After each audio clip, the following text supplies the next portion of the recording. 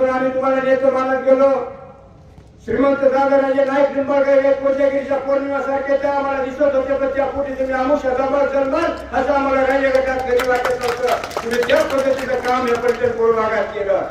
नायराशाने राज्यगटाला दाबण्यासाठी तुम्ही प्रयत्न केला तर तुमच्या सुद्धा छाती नाचल्याशिवाय राहणार नाही. पर्यटन नगरपालिकेमध्ये काही कारण नसताना अनिकेत बाबांचा पराभव करण्यासाठी हा माणूस झोपला नाही. फलटण मध्ये येऊन श्रीमंत रामराजे नाईक निंबाळकरांच्या मुलांना पाडण्यासाठी फलटण मध्ये येऊन तुम्ही नाचताना फलटण काय राजांच्या मालकीचे म्हणता.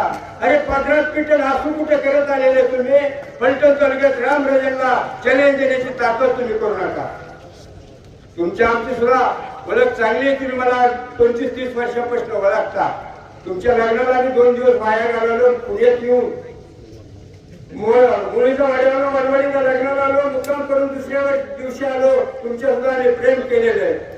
पण ज्या राजघराण्याची गद्दारी काय करण्याने केली, आसू गाव काय विकलं गेलं. फलटण तालुक्याचा विकास रामराजांनी केला असताना रामराजाकडे लन दिवा असून फलटण तालुक्याच्या मातीमध्ये विकास करताना फलटणामध्ये विकास झाला नाही. 30 वर्षांनी तुम्ही कुठल्या कारणाने सांगता याचा सुद्धा जास्त आसूकरांनी करावं लागेल. फलटणला जर परिवर्तन हवं असेल तर आसू सुद्धा परिवर्तन हवं आहे.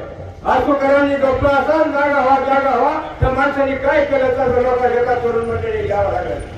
नायराशाने भयपडल्याग्रस्त झालेला माणूस कुणाची तरी लाचारी करून कुणाच्या तरी आवाज प्रतिमेखाली बघास मारे टाकून झकास राजकर 30 वर्ष साधला तर दुसऱ्याच्या वजनीने पाणी पिऊन त्या आसूकरा कायम लाचारी ठेवणाऱ्या त्या नेत्याला घालण्याचं काम उद्याच्या इलेक्शन मध्ये 7 तारखेला आपल्याला करावं लागेल अशी आशा व्यक्त करतो आणि माझे 2 शब्द संपवतो. जय हिंद, जय महाराष्ट्र.